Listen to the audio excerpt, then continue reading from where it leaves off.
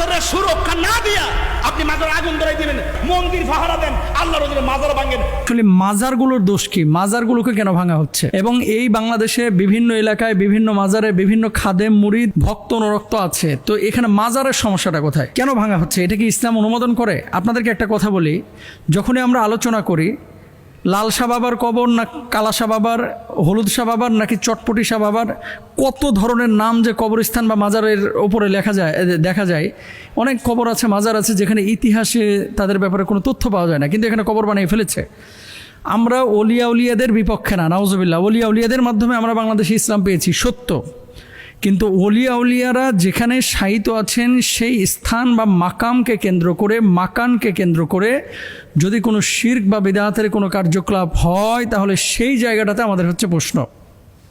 এখন আসেন যে মাজার কি ইসলামী শরিয়ায় হারাম?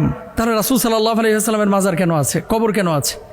আর আল্লাহর হাবিব সাল্লাল্লাহু আলাইহি ওয়াসাল্লামের যে কবরটা, কবরের উপরে যে স্থাপনাটা নির্মাণ করা হয়েছে, এটা কে নির্মাণ করেছেন? এই যে নুরউদ্দিন জঙ্গি রহিমাহুল্লাহ, আজ থেকে প্রায় 800-900 বছর আগের ঘটনা। যখন ইহুদিরা সুড়ঙ্গ করে আল্লাহ রসুলের দেহ মোবারক পর্যন্ত পৌঁছে গেছিল, নবীজি তাকে স্বপ্নে দেখিয়েছিলেন যে আমাকে ডিস্টার্ব করা হচ্ছে আমার দেহটাকে রক্ষণাবেক্ষণের জন্য, আমার দেহটাকে রক্ষণাবেক্ষণের জন্য দ্রুত এখানে একটা উদ্যোগ বা পরিকল্পনা গ্রহণ করো। নবীজি স্বপ্নে দেখেছিলেন পরপর 3 বার। তারপরে এই কবরটাকে সীসা ঢেলে মোটা প্রাচীর করে গভীরভাবে খোদাই করে আপনার এই দেয়াল নির্মাণ করা হয়েছে। তো আল্লাহ রাসূলের যে সবুজ গম্বুজ, এটা কিন্তু তুর্কিরা যখন শাসন করেছে তখন সেখানে নির্মাণ করা হয়েছে, পরবর্তীতে কিন্তু এটা নির্মাণ করা হয়নি। এবার আসেন 10,000 সাহাবী যেখানে শায়িত আছে বা তারও অধিক সাহাবী, ওহুদের প্রান্তরে যেখানে শাহাদাতে ওহুদের যারা শায়িত আছেন, মাকবারা মুআল্লা আম্মাজান খাদিজাতুল কুবরা রাদিয়াল্লাহু তাআলা আনহা যেখানে শায়িত আছেন, এখানে কোনো মাজার আছে? নেই। এখন কোথায় আছে না আছে সেটা আমাদের বিষয় না, বিষয়টা হচ্ছে যে সমস্ত মাজারে শিরকি কাজ হয়, যে সমস্ত মাজারে বিদআতি কাজকর্ম হয়, সে সমস্ত মাজারের ব্যাপারে আইন শৃঙ্খলা বাহিনীকে সাথে নিয়ে আপনার অ্যাকশান নেওয়া যেতে পারে। ব্যক্তিগতভাবে আপনি যদি পুরো বাংলাদেশ থেকে এগুলো গুড়িয়ে ফেলেন, এখানে মারামারি হবে, কাটাকাটি হবে, বিশৃঙ্খলা হবে। তো আমরা যেটা বলি যে বিশৃঙ্খলা না করে সুষ্ঠুভাবে কিভাবে এটাকে গুড়িয়ে দেওয়া যায়। তবে রাসূল সাল্লাল্লাহু আলাইহি ওয়াসাল্লাম মাজারের পক্ষে ছিলেন না, বিপক্ষে ছিলেন। এটা হচ্ছে চূড়ান্ত সত্য কথা। ওলিয়া উলিয়াদের পক্ষে আপনিও আছেন, আমরাও আছি। মাজারের বিপক্ষে যেখানে শিরিক হয়, বেদাত হয়, গাজার পোটলা নিয়ে বসে বসে খালি গাজা টানের, ছেলে মেয়েরা নাচানাচি করে, উল্টাপাল্টা কাজকাম করে, সেই মাজারের বিপক্ষে হক্কানি উলামা ইকরাম কথা বলে, আমরাও কথা বলি।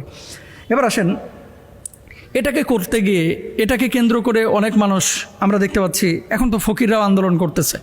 ফকিররাও এদেশের অংশ। ফকিররাও, অনেকের ভিতরে ঈমান আছে, অনেকের ভিতরে শিরকের গন্ধ আছে, অনেকে শিরকের সাথে সম্পৃক্ত আছে। তো তাদেরকে আসলে দাওয়াতি কাজ করা উচিত, বোঝানো উচিত। কিন্তু এখন যেটা হচ্ছে যে মাজারকে কেন্দ্র করে কিছু কিছু জায়গায় মনে চাচ্ছে আমি যে ঘুরায় ফেলতেছি।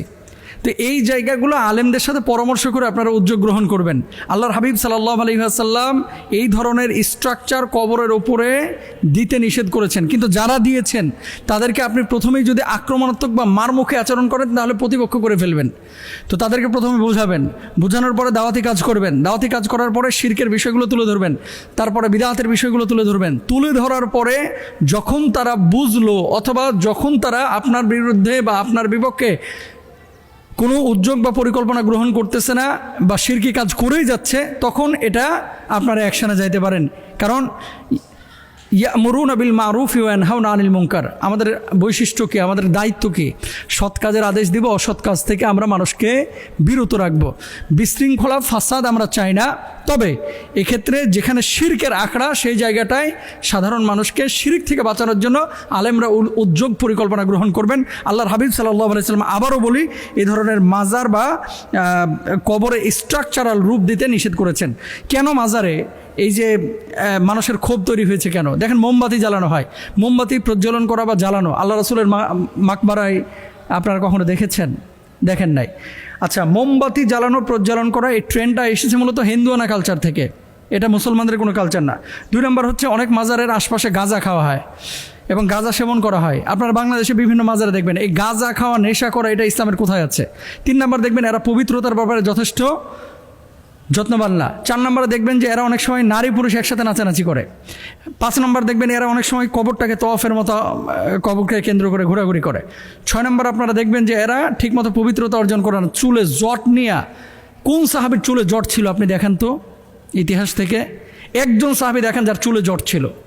আল্লাহর হাবিব সাল্লাল্লাহু আলাইহি ওয়াসাল্লাম অন্যান্য সাহাবীরা, আরে এই যে আনাস বিন মালিক রাদিয়াল্লাহু তাআলা আনহু, জাফর বিন আবি তালেব, তারপরে জুবাইর রাদিয়াল্লাহু তাআলা আনহু, আবু বকর রাদিয়াল্লাহু তাআলা আনহু, এত সাহাবী দুনিয়ার বুকে আছে, কয়জন সাহাবীর কবরকে কেন্দ্র করে এরকম উল্টাপাল্টা কাজকর্ম হয়? একজনও না।